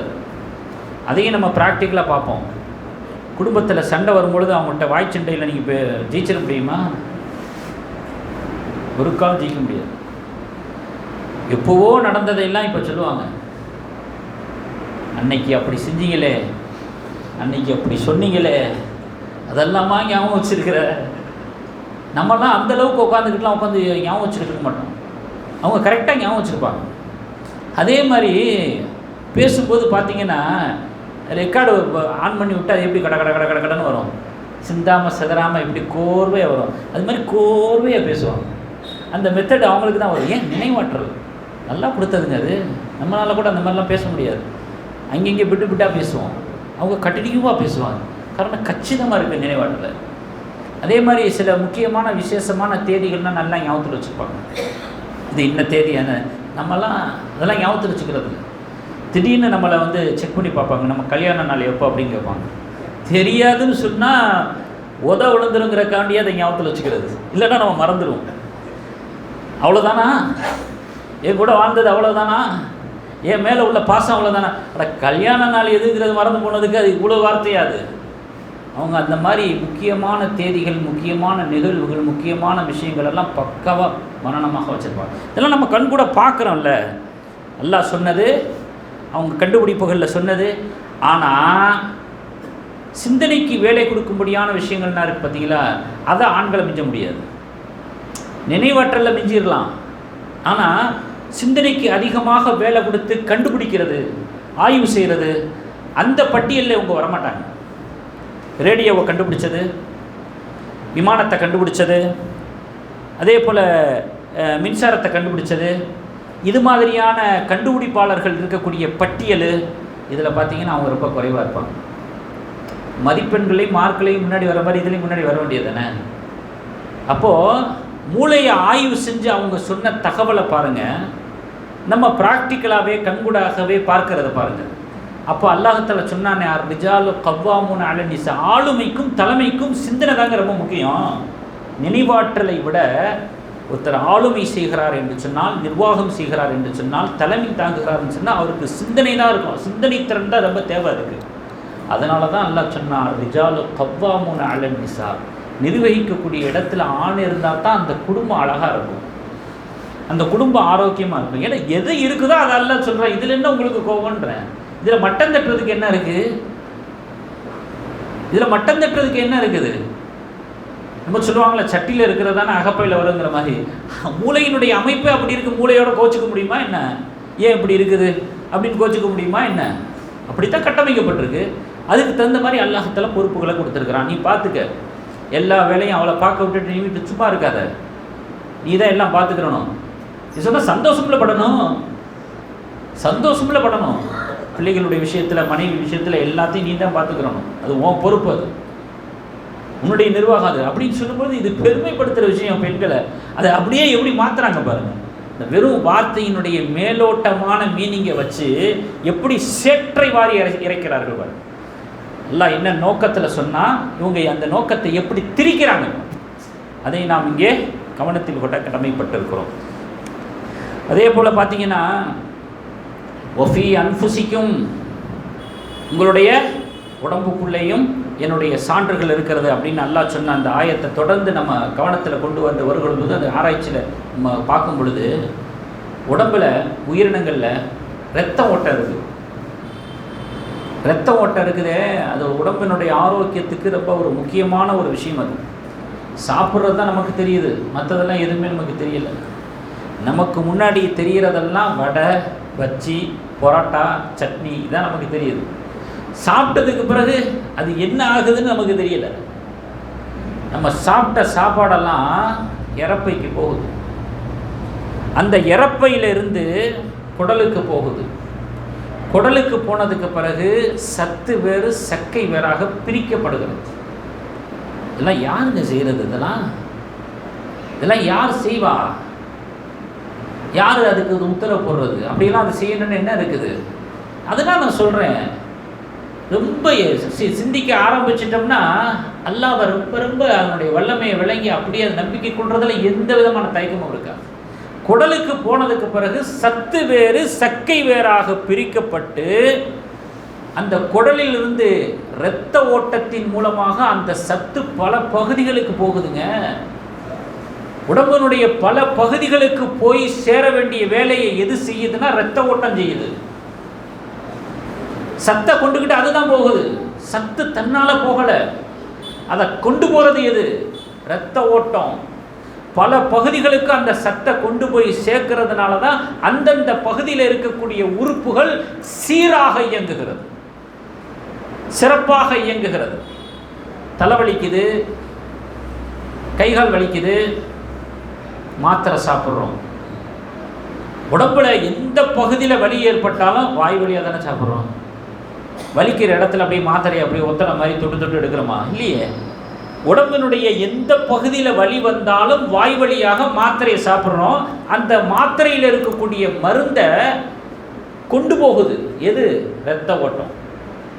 இந்த இரத்த ஓட்டம் கொண்டு போகும்போது எந்த இடத்துல வலி இருக்குதோ அந்த வலி இருக்கக்கூடிய இடத்துல மருந்து போகும்போது வலி சரியாயிடும், வலி நிவாரணமாகிடும். அப்போ எந்த அளவுக்கு இரத்த ஓட்டங்கிறது நம்முடைய உடம்புல பயன் தந்து கொண்டிருக்கிறது, பயணித்து கொண்டிருக்கிறது என்பதை நாம் விளங்கிக் கொள்ள வேண்டும். அந்த இரத்த ஓட்டமே பெரிய அல்லாஹ்வுடைய பெரிய ஒரு ஆற்றல். அது ஒரு சுழற்சி இருக்குது பார்த்தீங்களா, உடம்புக்குள்ளே போய் ரத்தம் ஒரு சுழற்சி சுழலுதுல, அந்த ஒரு சுழற்சியில் மட்டுமே எத்தனை கிலோமீட்டர் பயணிக்குதுன்னா 1,19,000 கிலோமீட்டர் பயணிக்கலாம், ட்ராவல் பண்ணலாம் ஒரு சுழற்சியில். அல்லாஹ்வுடைய எவ்வளோ பெரிய ஆற்றல் பார்த்தீங்களா. மணிக்கு 65 கிலோமீட்டர் வேகங்க. மோட்டார் சைக்கிளை விட, மோட்டார் வாகனத்தை விட அதிக ஸ்பீடு. மணிக்கு 65 கிலோமீட்டர் வேகத்திலே உடம்புல ஒரு சுழற்சிக்கு 1,19,000 கிலோமீட்டர் இந்த இரத்த ஓட்டம் பயணிக்கிறதே. இதற்கு யார் கட்டளையிட்டது?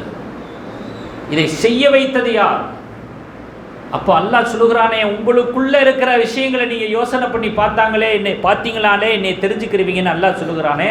அந்த வார்த்தைங்கிறது எப்படிப்பட்ட ஒரு வலிமையானது, கனமானது. அது மட்டுமல்ல, இந்த இரத்த ஓட்டம் செய்யக்கூடிய பணிகளிலேயே மகத்தான பணி, பிரதான பணி, முக்கியமான பணி என்ன தெரியுங்களா? நுரையீரலிருந்து ஆக்சிஜனை கொண்டு போய் திசுக்கள்கிட்ட போய் சேர்க்குது. திசுக்கள்கிட்ட போய் இந்த நுரையீரல்லேருந்து ஆக்சிஜனை ரத்த ஓட்டம் கொண்டு போய் சேர்க்குது. கொண்டு போய் சேர்த்ததுக்கு பிறகு அதை வச்சு தான் திசுக்களுடைய ஜீவியமே அதை வச்சு தான் இருக்குது, ரத்த ஓட்டத்தை வச்சு தான் இருக்குது. ஆக்சிஜனை கொண்டு போய் சேர்க்குது. ஆக்சிஜனை கொண்டு போய் திசுக்கள்கிட்ட சேர்த்துட்டு மறுபடிக்கு திரும்ப வருது. திசுக்கள்கிட்ட இருந்து திரும்ப வரும் பொழுது கார்பன் டை ஆக்சைடை நுரையீரலுக்கு கொண்டு வருது. நுரையீரலிருந்து தான் ஆக்சிஜனை கொண்டு போச்சு திசுக்கள் வரைக்கும். மறுபடிக்கும் அங்கேருந்து கார்பன் டை ஆக்சைடை கொண்டு வந்து நுரையீரலில் சேர்த்து நுரையீரலிருந்து மூச்சு வழியாக வெளியே விட வைக்குது, மூக்கு வழியாக வெளியே விட வைக்குது. ஒரு நாளைக்கு எத்தனை வாட்டி மூச்சு உள்ளே இழுத்து வெளியே விட்டுக்கிட்டு இருக்கோம். எவ்வளோ பெரிய ஃபேக்ட்ரி உள்ளே இருக்குது, எவ்வளோ பெரிய வேலை நடந்துக்கிட்டு இருக்குது. இதை இந்த இரத்த ஓட்டம் தாங்க செய்யுது. இப்படி ஒரு இரத்த ஓட்டங்கிறது உயிரினத்துக்குள்ளே இருக்குது, உடம்புக்குள்ளே இருக்குதுங்கிறத எப்போ கண்டுபிடிச்சது, யார் கண்டுபிடிச்சது தெரியுமா? இப்னு நஃபீஸ் என்பவர் தான் முதல்ல உடம்புல இரத்த ஓட்டம்னு ஒன்று இருக்குதுங்கிறத கண்டுபிடிச்சார். எப்போ கண்டுபிடிச்சார் தெரியுமா? குர்ஆன் இறங்கி 600 ஆண்டுகளுக்கு பிறகு கண்டுபிடிச்சார். குர்ஆன் இறங்கி 600 ஆண்டுகள் தேவைப்பட்டிருக்குது. 600 ஆண்டுகளுக்கு பிறகு சொல்றாரு உடம்புல இரத்த ஓட்டம்னு ஒன்று இருக்கு. இப்னு நஃபீஸ், நல்ல பேரை நினைவு வச்சுக்கோங்க. அதுக்கு பிறகு அவர் கண்டுபிடிச்சதை 400 வருஷத்துக்கு பிறகு வில்லியம் ஹார்வி அப்படிங்கிறவர் உலக நாடுகள் முழுவதுக்கும் அந்த செய்தியை கொண்டு போய் சேர்க்கிறார். உடம்புல இரத்த ஓட்டம்னு ஒன்று இருக்குது. 400 ஆண்டுகளுக்கு போய் அவர் தான் எல்லா நாட்டுக்கும் கொண்டு போய் சேர்க்கிறாரு, எல்லா விஞ்ஞானிகளுடைய கவனத்துக்கும் கொண்டு போய் சேர்க்கிறாரு வில்லியம் ஹார்வி என்பவர். இப்படி வந்த செய்தியை பெருமானார் ஸல்லல்லாஹு அலைஹி வஸல்லம் அவர்கள் ஒற்றை வார்த்தையில் சொல்லிட்டாங்க, உடம்புக்குள்ள இரத்த ஓட்டம் இருக்குது. ஒற்றை வார்த்தையில் சொல்லிட்டாங்க. குர்ஆன் இறங்கி 600 ஆண்டுகளுக்கு பிறகு சொன்னதை, அந்த 600 ஆண்டுகள்லேருந்து அடுத்த 400 ஆண்டுகள் முடிஞ்சு உலகம் முழுவதும் பரவி எல்லோருக்கும் தெரிகிற அளவுக்கு வந்த ஒரு செய்தியை நபி ஸல்லல்லாஹு அலைஹி வஸல்லம் அவங்க வாழ்ந்த காலத்திலேயே ஒற்றை வார்த்தையில் சொல்லிட்டாங்க. அது ஒரு சம்பவத்தை சொல்லி நான் சொல்கிறேன், புகாரில் வரக்கூடிய சம்பவம் அது. பெருமானார் ஸல்லல்லாஹு அலைஹி வஸல்லம் அவர்கள் இஅ்திகாஃப் இருக்கிறாங்க. அப்போது மனைவிமார்கள் வந்து பார்த்துட்டு போவாங்க. அப்போ சஃபியா ரலியல்லாஹு தஆலா அன்ஹா நபி ஸல்லல்லாஹு அலைஹி வஸல்லம் மனைவி வந்தாங்க. வந்து பார்த்து பேசிட்டு எந்திரிச்சு போகும்போது நபி ஸல்லல்லாஹு அலைஹி வஸல்லம் சொல்கிறாங்க, லா தஅஜலி ஹத்தா அன்சரிஃப மஅகி, அவசரப்படாதம்மா, நானும் உன் கூடவே வர்றேன், வெளியே வந்து விடுறேன், நானும் வர்றேன் அப்படிங்கிறாங்க. ஃபஹரஜ நபி ஸல்லல்லாஹு அலைஹி வஸல்லம் மஅஹா, தன் மனைவியோட நபி ஸல்லல்லாஹு அலைஹி வஸல்லம் அவர்கள் அப்படியே வெளியில் வரைக்கும் வந்து விடுறதுக்காக அப்படி கூட வர்றாங்க, வெளியே வர்றாங்க. ஃபலகியஹு ரஜுலானி மினல் அன்சாரி, மதீனாவைச் சேர்ந்த அன்சாரி சஹாபாக்களில் இருவர் சஃபியா ரலியல்லாஹு தஆலா அன்ஹா அவர்களும் அவர்களுடைய கணவர் நபி ஸல்லல்லாஹு அலைஹி வஸல்லம் அவர்களும் நிற்கிறத பார்க்குறாங்க. எப்படி பார்க்குறாங்க? கூர்ந்து பார்க்குறாங்க, கவனமாக பார்க்குறாங்க. அதுக்கு தகுந்த வார்த்தை போடப்பட்டிருக்கு, அதனால் நான் சொல்கிறேன். சாதாரணமாக பார்க்குறது இல்லை, கூர்ந்து பார்க்குறாங்க. அதுக்கு தான் நல்லற பார்க்குறாங்க. பார்த்த உடனே வகால லஹுமான் நபி ஸல்லல்லாஹு அலைஹி வஸல்லம் தஆலயா, நபி ஸல்லல்லாஹு அலைஹி வஸல்லம் தான் 2 சஹாபியை கூப்பிடுறாங்க, வாங்க அப்படின்னு கூப்பிட்டுட்டு, இன்னஹா சஃபியா, இவங்க என் மனைவி அப்படிங்கிறாங்க. இவங்க என் மனைவி. சஹாபாக்களுக்கு எப்படி இருக்கும்? விரல் அசைவுக்கு உயிரை கொடுக்க தயாராக இருக்கக்கூடிய தோழர்களுக்கு எப்படி இருக்கும்? காலா, அந்த 2 அன்சாரி தோழர்களும் சொன்னார்கள், சுப்ஹானல்லாஹ் யா ரசூலல்லாஹ், அல்லாஹ் மிக தூய்மையானவன், அல்லாஹ்வின் தூதரே, இதுதான் சொன்னாங்க, வேறு ஒன்றுமே சொல்லலை. இதே தான் சொன்னாங்க, அதுக்கு மேலே எதுவும் வார்த்தை எதுவும் சொல்லலை. இன்னும் யாரும் சொல்லலாம், அப்படியெல்லாம் அவங்களுக்கு தப்பாக நினச்சிடுவோம், அப்படி எவ்வளோ இருக்குல்ல, இதோட நிப்பாட்டிட்டாங்க. சுப்ஹானல்லாஹ், அல்லாஹ்வின் தூதரே, என்ன எப்படி எங்களை கூப்பிட்டு இப்படி சொல்கிறீங்க அப்படின்னு சொல்லும் பொழுது, கால நபி ஸல்லல்லாஹு அலைஹி வஸல்லம் அந்த 2 அன்சாரி சஹாபிக்கு சொன்னாங்க, இன்ன ஷைத்தான யஜ்ரி மினல் இன்சானி மஜ்ரத்தமி, நீங்கள் நல்லவங்க தான், ஆனால் ஷைத்தான் இருக்கிறானே, இரத்தம் ஓடும் நாளங்களிலெல்லாம் அவன் ஓடுகிறான், அவன் இருக்கிறான். மஜ்ரத்தமி, உடம்புல எங்கெங்கெல்லாம் இரத்தம் ஓடுதோ அங்கெல்லாம் ஷைத்தான் ஓடுகிறான். வஇன்னி ஹஷீது அன் யுல்கிய ஃபீ அன்ஃபுசிகுமா ஷைஅன், அப்படிப்பட்ட ஷைத்தான் உங்களுடைய உள்ளத்தில் என்னை பற்றி ஏதாவது ஒரு தகவலை போட்டுருவானோன்னு நான் பயப்படுறேன், அதனால் கூப்பிட்டு சொன்னேன். இரத்த ஓட்டம் சொல்கிறாங்களே, எப்படி? இவர்கள் அல்லாஹ்வுடைய தூதர் தான் என்பதற்கு இதைவிட பெரிய ஆதாரம் என்ன வேணும்? இதை சொல்வதற்கான தகுதியும் தைரியமும் யாருக்கு இருக்க முடியும்? அதை பற்றி எதுவுமே தெரியாமல் எப்படிங்க சொல்ல முடியும்? உடம்புக்குள்ளே ரத்த ஓட்டம் இருக்குது, அது ஓடக்கூடிய இடங்களெல்லாம் நாளங்களிலெல்லாம் ஷைத்தானும் ஓடுகிறான், இப்படியெல்லாம் அதை பற்றி எதுவுமே தெரியாமல் சொல்ல முடியுமா? அப்படி தெரிகிற அளவுக்கு இன்னும் பெரிய ஆராய்ச்சியில் ரொம்ப நம்பர் 1 இருந்துச்சு அந்த காலத்தில்.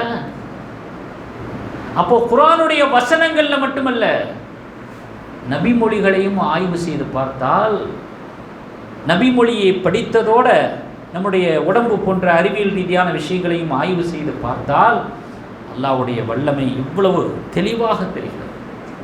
தன்னுடைய நம்பகத்தன்மையை பாதுகாக்கிறாங்க. கூடுதலாக இந்த செய்தியை நான் சொல்கிறேன், தலைப்பை தாண்டி கூடுதலாக ஒரு செய்தியை நான் இந்த இடத்துல பதிவு செய்கிறேன். ஏன்னா அது ரொம்ப மெயினான விஷயங்கள்னால நம்முடைய நம்பகத்தன்மையை என்றைக்கும் பாதுகாத்துக் கொள்ள வேண்டும் என்பதற்கான வழிகாட்டுதல் இந்த சம்பவத்தில் இருக்கிறது. அதுக்கு ஒரு சின்ன சம்பவத்தை நான் சொல்கிறேன். சீரத்து புகாரி ரஹ்மத்துல்லாஹி அலைஹி தெரியுங்கள்ல, புகாரி ஷரீஃப்லாம் ஹதீஸ் கிதாப், அவங்களுடைய வரலாற்றில் இருக்கக்கூடிய ஒரு விஷயம். அவங்க கப்பலில் பயணிக்கிறாங்க. அவங்களோட ஒருத்தன் பழகுறான், பேசுகிறான், நண்பனை போல ரொம்ப அளவலாகும். அவங்க பால் மனசு உள்ளவங்க அப்படியே நம்பிடுறாங்க. அப்படியே பேசும்போது புகாரி ரஹ்மத்துல்லாஹி அலைஹி சொல்கிறாங்க, அவங்க இடத்துல ஒரு 1000 பொற்காசு இருக்கிறத சொல்லிடுறாங்க. அவனும் தெரிஞ்சுக்கிட்டான். அவன் எப்படிப்பட்டவன்னு தெரியாது, நல்லா பழகுறானே. சில பேர் இன்னைக்கு பேசுவாங்க, நம்ம போயிடுவோம், அப்படித்தானே எல்லாம் நடக்குது. அப்போது திடீர்னு என்ன பண்ணான், கப்பலில் இருந்தவன் சட்டையில் அடிச்சுக்கிட்டான், நெஞ்சில் அடிச்சுக்கிட்டான், கன்னத்தில் அடிச்சுக்கிட்டான், அலறான், கத்துறான். இல்லை என்னன்னு வந்து கேட்குறான். நான் 1000 பொற்காசு வச்சுருந்தேன், காணாம போச்சு அப்படின்ட்டான். நான் 1000 பொற்காசு வச்சுருந்தேன், காணாமல் போச்சு அப்படின்னு. எல்லோரும் என்ன செய்வாங்க, இருக்கிற ஆளுகளை அப்புறம் செக் பண்ணுவாங்கள்ல, எல்லாரையும் செக் பண்ணுறாங்க. புகாரி ரஹ்மத்துல்லாஹி அலைஹி அவர்களையும் செக் பண்ணுறாங்க, சோதனை பண்ணுறாங்க. யார் இடத்துலையுமே 1000 பொற்காசு இல்லை. இல்லைப்பா, எல்லாத்தையும் செக் பண்ணியாச்சு, எல்லா இடத்தையும் செக் பண்ணியாச்சு. இல்லையேப்பா, நீ கொண்டு வந்தேங்கிற. அவனுக்கு மூஞ்சி செத்து போச்சு, பேசாமல் வந்துட்டான். கடைசியில் இறங்கி போகும்போது 1000 பொற்காசு வச்சுருந்தீங்களே, அது எங்கே அப்படின்னு. கடலில் தூக்கி போட்டேன் அப்படின்னு. 1000 பொற்காசுங்க, சாதாரண தொகை கிடையாது அது. ஏங்க 1000 பொற்காசை கடலில் தூக்கி போட்டிங்களா? ஆச்சரியமாக கேட்குறான் அவன். இப்போ புகாரி ரஹ்மத்துல்லாஹி சொன்னாங்களாம், நான் ஹதீஸ் துறையில் இருக்கிறேன்ப்பா, எத்தனையோ ஹதீஸுகளை நான் அறிவிச்சுக்கிட்டு இருக்கிறேன், எத்தனையோ ஹதீஸுகளை தேடி நான் கலெக்ட் பண்ணிக்கிட்டு இருக்கிறேன், சேர்க்குறேன். எவ்வளோ பெரிய முக்கியமான துறை. என் மீது இருக்கக்கூடிய நம்பகத்தன்மை மக்களுக்கு போயிடுச்சுன்னா ஹதீஸ் துறை பாதிக்கப்படும், என்னுடைய மார்க்கத்துறை பாதிக்கப்படும். எனக்கு அது முக்கியமாக 1000 பொற்காசு முக்கியமா என்று புகாரி ரஹ்மத்துல்லாஹி அவர்கள் சொன்னாங்க. நம்முடைய நம்பகத்தன்மையை கூட நம்ம பாதுகாத்துக்கலைன்னா அப்போ நம்ம வாழ்கிறதுல அர்த்தமே இல்லை. நம்முடைய நம்பகத்தன்மையை பாதுகாப்பது ரொம்ப அவசியம். அதனால தான் நபி ஸல்லல்லாஹு அலைஹி வஸல்லம் அந்த 2 அன்சாரி சஹாபிகளை கூப்பிட்டு சொன்னாங்க, இன்னஹா சஃபியா, என் மனைவி. புகாரி ரஹ்மத்துல்லாஹி அலைஹி அவர்கள் 1000 பொற்காசுகள் போனாலும் போயிட்டு போகுதுன்னு கடலில் தூக்கி போட்டாங்க. அதையும் நம்முடைய சிந்தனையில் வைத்துக்கொள்ள வேண்டும். இப்படி பெருமானார் ஸல்லல்லாஹு அலைஹி வஸல்லம் அவர்களுடைய வார்த்தைகளும் சில படைப்பினங்களை ஆய்வு செய்கிறதும், அதுவும் அல்லாஹ் ஒருவன் இருக்கிறான் என்பதை நமக்கு அறிவித்து தரக்கூடியதாக இருக்கிறது. ஒரு இறை நிராகரிப்பாளர், ஒரு தனவந்தராக இருக்கக்கூடிய தவசாலி, வணக்கசாலி, கொஞ்சம் வசதியாக இருக்கிறார். அவர்கிட்ட வந்து சொன்னாரா, முகமது சொன்னதாக ஒரு செய்தி, அத்துன்யா சிஜ்னுல் முஃமினின் வல் ஜன்னத்துல் காஃபிரின், முஃமின்களுக்கு இந்த உலகம் சிறை, இறை நிராகரிப்பாளர்களுக்கு இந்த உலகம் சொர்க்கம், இப்படிலாம் சொன்னாங்களே. நான் எவ்வளோ வறுமையில் இருக்கிறேன் தெரியுமா? இறை நிராகரிப்பாளர் தான். கஷ்டத்தில் இருக்கிறேன், பஞ்சத்தில் இருக்கிறேன், அன்றாட காட்சியாக இருக்கிறேன், அறவயிறுக்கு கூட எனக்கு வழி இல்லை. நீங்கள் இறைவனை ஏற்றுக்கொண்டவர், வசதியாக இருக்கிறீங்க, சொகுசாக இருக்கிறீங்க, உங்களுக்கு என்ன குறை? அப்போது உங்கள் முகம்மதுடைய சொல் ஸல்லல்லாஹு அலைஹி வஸல்லம் உங்களுக்கு எனக்குமே பொருந்தி போகலையே, இந்த உலகத்துக்கு எப்படி பொருந்தி போகும்? இந்த உலகத்துக்கு எப்படி பொருந்தி போகும் அப்படின்னு சொன்ன உடனே அந்த தவசாலி சொன்னாங்களாம், வணக்கசாலி சொன்னாங்களாம், அது பொருந்தி தான் போகுது, உனக்கு தான்ப்பா புலப்படலை அப்படின்னு சொல்லிட்டாங்களாம். நான் இறைவனை ஏற்றுக்கிட்டேன்ல, ஈமான் கொண்டிருக்கிறல்ல, ஒரு பெரிய ஒரு பாக்கியம் இல்லை அது.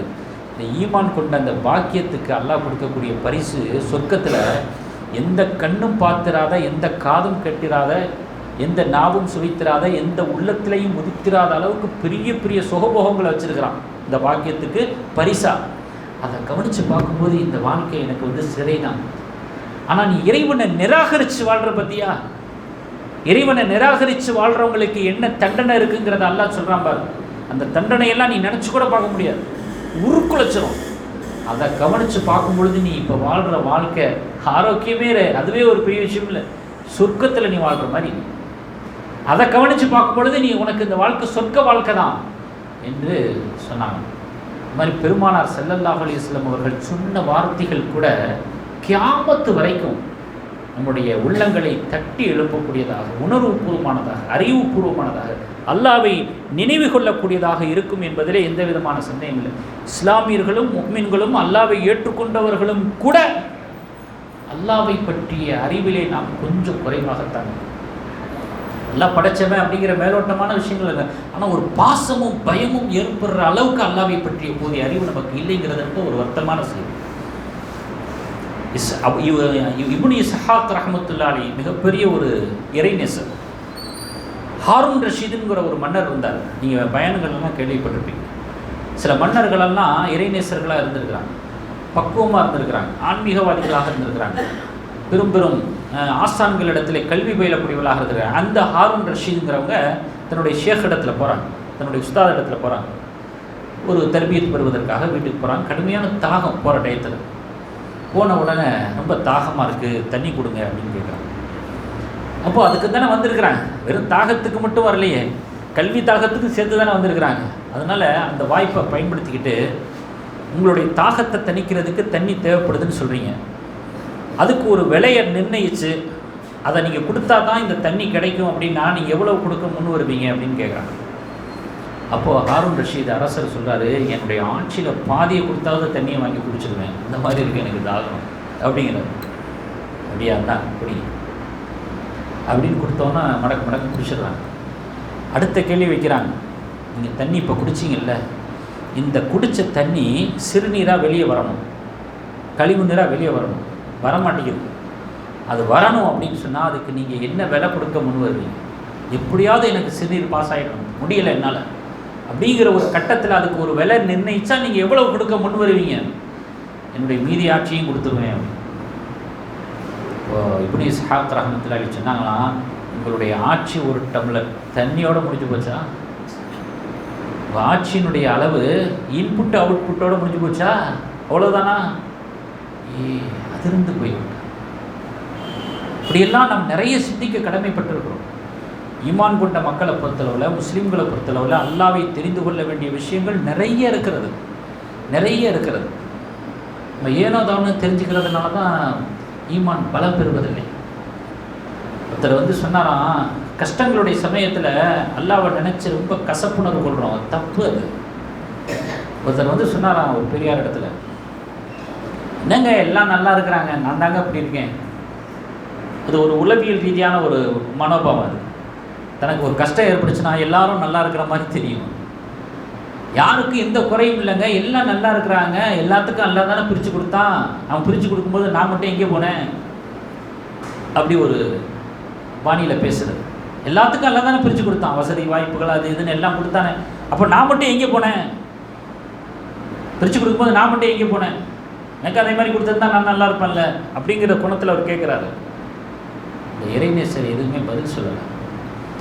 அவருக்குள்ளே நினச்சிக்கிட்டாராம், நம்முடைய வாஸ்தவமான கேள்வியில் அவரே வாயடிச்சு போயிட்டார், அந்தளவுக்கு நம்ம நிலைமை ரொம்ப மோசமாக இருக்குது அப்படின்னு அவரே நினச்சிக்கிட்டாராம். இறைநேசர் அப்போதைக்குன்னு ஒன்றும் சொல்லலை. ஆனால் ஒரு கட்டத்தில் அவர் ஒரு இடத்துக்கு கூட்டிகிட்டு போனார். இப்போ நம்ம ஹாஸ்பிட்டல்லாம் பார்க்குறோம்ல, ஒவ்வொரு சிகிச்சைக்கும் ஒவ்வொரு பிரிவு இருக்குது பார்த்தீங்களா, அது மாதிரி அந்த காலத்தினுடைய மருத்துவ நிலையங்கள், மருத்துவ கூடாரங்கள், அதில் ஒவ்வொருத்தவங்களுக்கு ஒவ்வொரு விதமான உடல் ரீதியான கோளாறுகள், மனக்கோளாறுகள், உடல் கோளாறுகள், அது இது கண்ணு அது ஒவ்வொரு பிரிவுலையும் ஆளுக இருக்கிறாங்க. அவர் கூப்பிட்டு எல்லா பிரிவையும் காமிச்சாங்க. உங்களுக்கெல்லாம் இதை பிரித்து கொடுக்கும்போது நீ எங்கே போன? உங்களுக்கெல்லாம் இந்த பிரிவை பிரித்து கொடுத்தானே, அப்போ நீ எங்கே போன? நீ இருக்கத்தானே செஞ்ச, உன்னைய மட்டும் ஏன் விட்டுட்டான்? அல்லாஹ், இதுவே போதும் எனக்கு, இதுவே போதும், அல்ஹம்துலில்லாஹ். அப்போது அல்லாஹ்வை பற்றிய போதிய அறிவு நமக்கு கிடைத்தால் வணக்கங்கள் நமக்கு சிரமமாக தெரியாது, 5 கடமைகள் என்பது நமக்கு பாரமாக தெரியாது. அதை நாம் அறிந்து கொள்ள வேண்டும். ஈமான்தாரியை பொறுத்தளவில் அல்லாஹ்வுடைய படைப்பினங்களை ஆய்வு செய்து ஆராய்ச்சி செய்து சிந்தனை செய்தோம் என்றால் நம்முடைய ஈமான் பலம் பெறும், இபாதத்துக்கள் இனிக்கும், பாவங்கள் கசக்கும். அதே நேரத்தில் இறைவனை ஏற்றுக்கொள்ளாதவர்களாக இருந்தால் அவர்களுக்கு ஹிதாயத்து கிடைக்கும். அதனால தான் அல்லாஹ் சொல்கிறான், அவலம் இரோ இலாமா ஹலக்கல்லாஹு மின் ஷை, எவ்வளவோ படைச்சு வச்சிருக்கிறனே, இந்த படைப்பினங்களை அவர்கள் சிந்திக்க வேண்டாமா? அது என்னன்னு பார்க்க வேண்டாமா?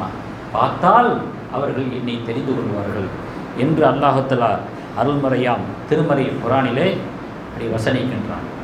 அதனால் எதையுமே அல்லாஹ் தான் மா ஹலகத்த ஹாதா பாத்திலா, யா அல்லாஹ் இந்த உலகத்தில் நான் காணக்கூடிய எதையும் நீ வீணாக படைக்கலை. அல்லாஹ் திருமறையில் சொல்லிக்கிறார், ரப்பனா மா ஹலகத்த ஹாதா பாத்திலா, எதையுமே நீ வீணாக படைக்கலை. ஒவ்வொன்றும் ஏதாவது ஒரு வகையில் மனிதனுக்கு ஒரு பாடம் நடத்தி கொண்டே இருக்கிறது, ஒரு வழிகாட்டுதலை தந்து கொண்டே இருக்கிறது, அல்லாஹ்வுடைய வல்லமையை உணர்த்தி கொண்டே இருக்கிறது. அப்படியே நாம் ஒவ்வொரு விஷயத்தையும் விளங்க வேண்டும். படைப்பினங்களை ஆய்வு செய்வதன் மூலமாக படைத்தவனை நாம் அறிய முடியும், அறிந்து கொள்ள வேண்டும். அப்படிப்பட்ட ஈமான்தாரிகளாக, முஃமின்களாக, முஸ்லிம்களாக, நல்லடியார்களாக, இறை நேசர்களாக நாம் அனைவரும் ஆகுவதற்கும் வாழ்வதற்கும் திகழ்வதற்கும் வல்ல ரஹ்மான் நற்கிருபை செய்வானாக. வாஹிரு தாவனா அல்ஹம்துலில்லாஹி ரப்பில் ஆலமீன். அஸ்ஸலாமு அலைக்கும் வரஹ்மத்துல்லாஹி தஆலா வபரகாத்துஹு. لله رب العالمين. اللهم صل على رسولك سيدنا ونبينا ومولانا محمد وبارك وسلم عليه. اللهم صل على محمد النبي الأمي وعلى آله وسلم تسليما. ربنا لا تزغ قلوبنا بعد إذ هديتنا وهب لنا من لدنك رحمة إنك أنت الوهاب. கிருபையுடைய ரஹ்மானே, சங்கை மிகுந்த ரஹ்மானே, அல்லாஹ் நாங்கள் செய்த சிறிய பெரிய பாவங்கள் அனைத்தையும் மன்னித்தல் புரிவாயாக. எங்களுடைய பெற்றோர்கள் செய்த பாவங்களை மன்னித்தல் புரிவாயாக. எங்களுடைய மூதாதையர்கள் செய்த பாவங்களை மன்னித்தல் புரிவாயாக. எங்களுடைய பிள்ளைகள் செய்த பாவங்களை மன்னித்தல் புரிவாயாக. எங்களுடைய சந்ததிகளுடைய பாவங்களை மன்னித்தல் புரிவாயாக. தாய் வழி உறவினர்கள், தகப்பன் வழி உறவினர்கள், இரத்த வழி உறவினர்கள், திருமண வழி உறவினர்கள், நெருங்கிய சொந்தங்கள், தூரத்து சொந்தங்கள், பழகியவர்கள், நண்பர்கள், உலகில் வாழக்கூடிய முஸ்லிமான ஆண்கள் பெண்கள் அனைவர்களும் தெரிந்தோ தெரியாமலோ, அறிந்தோ அறியாமலோ, புரிந்தோ புரியாமலோ, விளங்கியோ விளங்காமலோ, இரவிலோ பகலிலோ, ரகசியமாகவோ பகிரங்கமாகவோ தனியாகவோ கூட்டாகவோ செய்த சகல பாவங்களை எல்லாம் மன்னித்து எங்கள் மீது அருள்மாறி புரிவாயாக. இறையச்சத்தை எங்களுக்கு தந்தல் புரிவாயாக. எல்லா தவக்குலை எங்களுக்கு தந்தல் புரிவாயாக. எல்லா உனக்கு கட்டுப்பட்ட வாழ்க்கை வாழக்கூடிய மக்களாக எங்களை ஆக்கி அருள் புரிவாயாக. ஆபத்து முசீபத்துகளை விட்டு பாதுகாத்தல் புரிவாயாக. விபத்துக்களை விட்டு பாதுகாத்தல் புரிவாயாக. திடீர் மரணத்தை விட்டு பாதுகாத்தல் புரிவாயாக. துருமரணத்தை விட்டு எங்களை பாதுகாத்தல் புரிவாயாக. கண் திருஷ்டியை விட்டு பாதுகாத்தல் புரிவாயாக. ஷைத்தானுடைய தீங்கிலிருந்து எங்களை பாதுகாத்தல் புரிவாயாக. துர்க்குணங்களில் இருந்து எங்களை பாதுகாத்தல் புரிவாயாக. நன்னடத்தைகளை எங்களுக்கு நீ தந்தல் புரிவாயாக. நற்குணங்களை எங்களுக்கு தந்தல் புரிவாயாக. இந்த உலகத்திலும் மறு உலகத்திலும் சிறந்த முஃமின்களாக வாழ்வதற்கான நற்பாக்கியத்தினை ஆண்கள் பெண்கள் அனைவர்களுக்கும் நீ தந்தல் புரிவாயாக. இந்த துஆவினை கபூல் செய்தல் புரிவாயாக. ரப்பனா ஆத்தினா ஃபித் துன்யா ஹஸனத்தன் வ ஃபில் ஆখিরাতি ஹஸனத்தன் வ கீனா அஸாபன்னார் வ தவஃபனா மஅல் அப்ரார். ஸல்லல்லாஹு தஆலா அலா கைர் ஹல்கி முஹம்மதி வ ஆலிஹி வ அஸ்ஹாபிஹி அஜ்மஈன். சுப்ஹான ரப்பிக ரப்பில் இஸ்ஸத்தி அம்மா யசிஃபூன் வ ஸலாமுன் அலல் முர்ஸலீன் வல்ஹம்துலில்லாஹி ரப்பில் ஆலமீன்.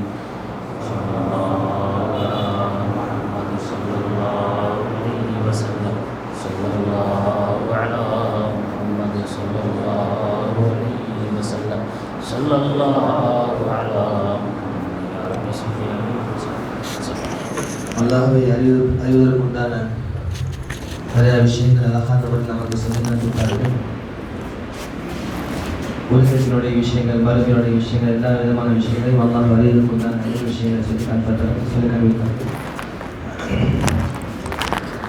அது எல்லாம் அவற்றையெல்லாம் நாம் சிந்தித்து அறிந்து அல்லாஹ்வை அழகிய முறையில் வணங்கக்கூடிய தோல்விக்கு அல்லாஹ் நமக்கும் தந்தருவானாக. இந்த நிகழ்ச்சி ஏற்பாடு செய்த நம்முடைய தலைவர், செயலாளர், பொருளாளர் மற்றும் ஹிதாய ஜமாத்தார்கள் மற்றும் இந்த நிகழ்ச்சியை அமைதியாக கேட்ட நம்முடைய மொஹல்லா வாசிகள், அப்புறம் நம்முடைய இந்த பயானை அமைதியாக கேட்ட நம்முடைய பெண்கள், தாய்மார்கள் அவர்களுக்கும், அப்புறம் இந்த ஏற்பாடு செய்த நபர்களுக்கும் ஹிதாய ஜமாத் சார்பாக நன்றியை தெரிவித்துக் கொள்கிறோம். ஜஸாக்குமுல்லாஹ் ஹைரன். அஸ்ஸலாமு அலைக்கும்.